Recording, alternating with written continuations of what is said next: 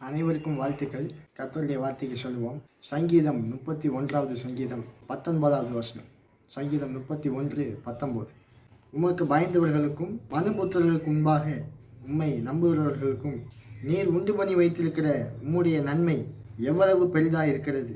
கர்த்தரை விசுவாசிக்கிற ஒரு வாழ்க்கை, கர்த்தரை தன்னுடைய வாழ்க்கையில் மையமாக, ஆதாரமாக, பல்கரமாக வைத்து வாழுகிற ஒரு வாழ்க்கை. அந்த வாழ்க்கையில் எப்படிப்பட்ட நன்மைகள் எல்லாம் கர்த்தர் செய்கிறார். கர்த்தரை விசுவாசிக்கும் போது, கர்த்தர் விரும்புகிற ஒரு வாழ்க்கையை வாழ ஆரம்பிக்கும் போது அந்த மனுஷனுடைய வாழ்க்கையில் எப்படிப்பட்ட நன்மையெல்லாம் உண்டாக ஆரம்பிக்கிறது. இங்கே தாவீது சொல்றான் பாருங்க. தாவீதுடைய வாழ்க்கையை பற்றி எல்லாருக்கும் தெரியும். சாதாரணமான ஒரு மனிதன், எளிய மனிதன், இஸ்ரவேலுக்கே ராஜாவாக இருந்தார். ராஜாவாகிறதுக்கு எந்த விதமான குவாலிஃபிகேஷனும் கிடையாது. தாவீது ராஜாவாகிறதுக்குன்னா ராஜ பரம்பரையில் இருக்கணும். அப்படிப்பட்ட மனிதர்கள் தான் ராஜாவாக முடியும். அப்படிப்பட்டவங்க தான் ராஜாவாவாங்க. தாவீது சாதாரணமான ஒரு மனிதன். இந்த தாவீதை கர்த்தர் பார்த்தார், கர்த்தர் தெரிந்தெடுத்தார். இந்த வாழ்க்கையை பார்க்கிறான் தாவீது. கர்த்தர் என்னையவே இந்த நிலைமைக்கு உயர்த்தியிருக்காருன்னா தாவீதுக்கு ரொம்ப ஆச்சரியமாக இருக்கிறது. சாதாரணமான என்னையவே, ஒரு எளிய மனிதனாக இருக்கிற என்னையவே கர்த்தர் இந்த நிலைமைக்கு உயர்த்தியிருக்கிறார்னா இது கர்த்தருடைய செயல். கர்த்தர் எவ்வளவு பெரியவர், கர்த்தருடைய கரம் எவ்வளவு பெரியது. கர்த்தரை அவன் எண்ணி பார்க்கிறான். தான் வாழ்க்கையவே அவன் மையமாக வச்சு சொல்கிறான் பாரு. தாவீது இங்கே சொல்லும் போது தன்னையே தான் சொல்கிறாரு.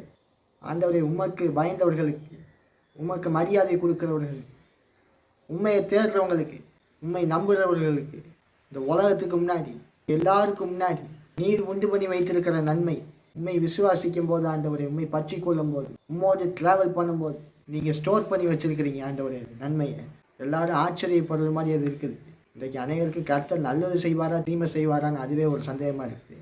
கர்த்தர் நன்மையை ஏற்கனவே ஸ்டோர் பண்ணி வச்சிருக்கிறாரு. நன்மையை மட்டும் பற்றி கொண்டு கர்த்தரை விட்டுறக்கூடாது. இன்றைக்கு ஒரு குரூப் அப்படி இருக்காங்க. கர்த்தர்கிட்ட நன்மை மட்டும் வாங்கிட்டு கர்த்தரை மறந்துட வேண்டியது. நன்மை வந்துருச்சு, எனக்கு ஃபுல்ஃபில் ஆயிடுச்சு, முடிஞ்சிச்சு. அது கிடையாது. நித்தியமான தேவனை நாம் விசுவாசிக்கிறோம். நித்தியமான தேவன், நம்மை விட்டு விலகாத தேவன், நம்மை கரம் பிடித்திருக்கிற தேவன். கர்த்தர் கையை நாம பிடிக்கல, அவர் நம்மளை கரம் பிடிச்சிருக்காரு. அவர் தான் சொல்லியிருக்காரு, நான் உன்னை விட்டு விலக மாட்டேன், உன் கூட தான் இருப்பேன், உனக்கு நன்மை செய்யும்படி உன்னோடு கூட இருக்கிறேன், உன்னை ஆசீர்வதிக்கும்படி, உன்னை உயர்த்தும்படி, உங்களை பாதுகாக்கும்படி, உங்களை வழி நடத்தும்படி, உங்களோடு கூட ஒவ்வொரு நாளும் நான் கூட இருக்கிறேன் என்று கர்த்தர் வாக்கு பண்ணியிருக்கிறார். கர்த்தரை விட்டுட்டு நன்மையை மட்டும் பிடிச்சிட்டு நன்மையை வாங்கிட்டு கர்த்தரை மறந்துடக்கூடாது. கர்த்தரோடு வாழும்போது, கர்த்தரோடு இணைந்து இருக்கும்போது, கர்த்தரோடு வாழ்க்கையில் ஜாயிண்டாக இருக்கும்போது நன்மையும் கிருபையும் ஆசீர்வாதமும் ஜீவனும் நம்முடைய வாழ்க்கையை தொடர்ந்து கொண்டே இருக்கும். இதே தாவீது தான் இன்னொரு இடத்துல சொல்கிறான். சங்கீதம் 27வது அதிகாரம் 13வது வசனத்தில், நானோ ஜீவனுள்ள ஒரு தேசத்தில் கர்த்தருடைய நன்மையை காண்பேன் என்று விசுவாசியாது இருந்தால் கெட்டு போயிருப்பேன். தாவீது எல்லாம் நல்லபடியாக இருக்குது, எல்லாம் பாசிட்டிவாக இருக்குது, ஒரு தீமையும் இல்லாமல், ஒரு பிரச்சனையும் இல்லாமல் எல்லாம் நல்ல நிலைமையில் இருக்குது. அந்த நேரத்தில் அவன் சொல்லலை. வாழ்க்கையில் ஏராளமான பிரச்சனைகளை அவன் சந்தித்தான், ஏராளமான சேலஞ்சஸை ஃபேஸ் பண்ணுறாப்புல. அப்படிப்பட்ட நிலையில் ஜீவனுள்ள ஒரு தேசத்தில், ஜீவனுள்ள ஒரு தேசம் தான் இந்த பூமி. இந்த பூமியில் நன்மையை காண்பேன்னு சொல்லலை, இந்த பூமியில் நான் நன்மையை காண்பேன் என்று விசுவாசிக்கிறேன்னு சொல்லலை. இந்த பூமியில் கர்த்தர் எனக்கு உண்டு பண்ணி வைத்திருக்கிற நன்மை, கர்த்தர் எனக்கு ஸ்டோர் பண்ணி வைத்திருக்கிற நன்மை, அதை நான் ஒவ்வொரு நாளும் விசுவாசிக்கிறேன். அந்த லைன்ஸை நீங்கள் பார்க்கணும் பாருங்க. ஜீவனுள்ள ஒரு தேசத்தில் கர்த்தருடைய நன்மையை நான் காண்பேன். ஏன்னா அவர் தான் சொல்லியிருக்கிறார், நன்மையை தருவேன்னு சொல்லியிருக்கிறார், நன்மையினால் வாழ்க்கையை திருப்தியாக்குவேன்னு சொல்லியிருக்கிறார். கர்த்தர் உண்டு பண்ணி வைத்திருக்கிற நன்மையை நான் விசுவாசிக்கிறேன். இந்த பூமியில் பிரச்சனையே இல்லாமல் இல்லை. பூமியில் நம்ம சவால்களை ஃபேஸ் பண்ணுறோம். வியாதி நிறைந்த பூமியில், சவால்கள் நிறைந்த பூமியில், சேலஞ்சஸ் நிறைந்த உலகத்தில் நாம் வாழ்கிறோம் பாருங்க. இப்படிப்பட்ட சூழ்நிலையில் கர்த்தர் அவரை உறுதியாக பற்றி கொண்டு அவரோடு வாழுகிற ஒரு வாழ்க்கை, அவர்கிட்ட ஜெபம் பண்ணி, அவர் இந்த புக்கிலேருந்து என்ன நமக்கு சொல்லியிருக்கிறார் அதை ஒவ்வொரு நாளும் தியானித்து அதை விசுவாசித்து வாழும்போது, கர்த்தரோடு நாம் வாழும்போது கர்த்தருடைய நன்மை நம்முடைய வாழ்க்கையை நிறைக்க ஆரம்பிக்கிறது. கர்த்தர் இந்த வாழ்க்கையில் இன்டர்வியூனாக ஆரம்பிக்கிறார். கர்த்தர் இந்த வாழ்க்கையோடு கூட வருகிறார், நம்மை ஆசீர்வதிக்கிறார், நன்மையினால் நிரப்புகிறார். கர்த்தரை விசுவாசிக்கும் போது, ஜெபிக்கும் போது, கர்த்தரோடு ட்ராவல் பண்ணும்போது தேசத்தையே ஆசீர்வதிப்பேன் கர்த்தர் வாக்கு பண்ணியிருக்கிறார். ஒரு பகுதியை வாசிப்போம். 2 நாளாகமம் 7வது அதிகாரம் 14வது வசனம். 2 நாளாகமம் 7:14. என் நாமம் தரிக்கப்பட்ட என் ஜனங்கள் தங்களை தாழ்த்தி ஜெபம் பண்ணி என் முகத்தை தேடி தங்கள் பொல்லாத வழிகளை விட்டு திரும்பினால், அப்பொழுது பரலோகத்தில் இருக்கிற நான் கேட்டு அவர்கள் பாவத்தை மன்னித்து அவர்கள் தேசத்துக்கு சேமத்தை கொடுப்பேன். கர்த்தர் ஒரு வாக்கு பண்ணியிருக்கிறார். இங்கே நமக்கு ஒரு டியூட்டி கொடுத்துருக்காரு. இது அனைவருமே செய்ய வேண்டிய ஒன்று. அவரை விசுவாசிக்கிற பிள்ளைகளுக்கு கர்த்தர் ஒரு வாக்கு பண்ணியிருக்கிறார். அதுக்கு முன்னாடி நமக்கு ஒரு ரெஸ்பான்சிபிலிட்டி கொடுத்துருக்கிறார். நாம் ஒன்று செய்ய வேண்டும். கர்த்தருடைய நன்மை நம்முடைய வாழ்க்கையில் காணப்பட, நம்முடைய குடும்பத்திலே காணப்பட, தேசத்திலே காணப்பட ஒரு காரியத்தை செய்யறதுக்கு கர்த்தர் நீங்கள் சொல்லியிருக்கிறார். என்னை விசுவாசிக்கிற பிள்ளைகள், கர்த்தரை விசுவாசிக்கிற பிள்ளைகளுக்கு கர்த்தர் ஒரு ஆலோசனை சொல்லுகிறார். கர்த்தரை தேடணும் பாருங்க. கர்த்தருடைய முகத்தை தேடணும்.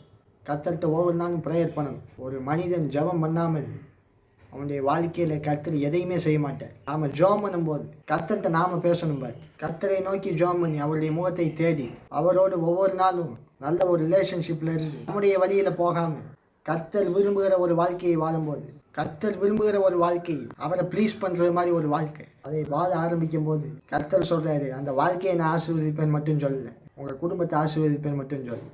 இப்படிப்பட்ட ஒரு மனிதன், இப்படிப்பட்ட ஒரு குடும்பம் இருக்கும்போது தேசத்துக்கே நான் க்ஷேமத்தை தருவேன் கர்த்தர் வாக்கு பண்ணியிருக்கிறார். தேசத்தை ஆசீர்வதிப்பேன்னு சொல்லியிருக்கிறார். ஒரு மனிதன் கர்த்தரை தேடும்போது, அவனுடைய வாழ்க்கையில் கர்த்தரை முதலிடமாக வைக்கும்போது, அந்த வாழ்க்கையில் கர்த்தருடைய நன்மை, ஏற்கனவே கர்த்தர் இந்த வாழ்க்கைக்காக ஸ்டோர் பண்ணி வச்சிருக்கிற நன்மை மட்டும் வர்றது கிடையாது. அந்த ஒரு மனிதனுடைய வாழ்க்கையின் மூலமாக கர்த்தர் தேசத்தையே ஆசீர்வதிக்கிறார், தேசத்துக்கு க்ஷேமத்தை தருகிறார். ஆகவே நாம் ஜெபம் பண்ணணும் பாருங்க. ஒவ்வொரு நாளும் கர்த்தரை தேட வேண்டும். தேசத்துக்கு நாம் ஜெபம் பண்ணணும். இப்போ இருக்கிறத காட்டில் இன்னும் அதிகமான மகிமை, அதிகமான கிருபை, இன்னும் அதிகமான நன்மை, அதிகமான ஆசீர்வாதம் கர்த்தர் தேசத்துக்காக வைத்திருக்கிறார்.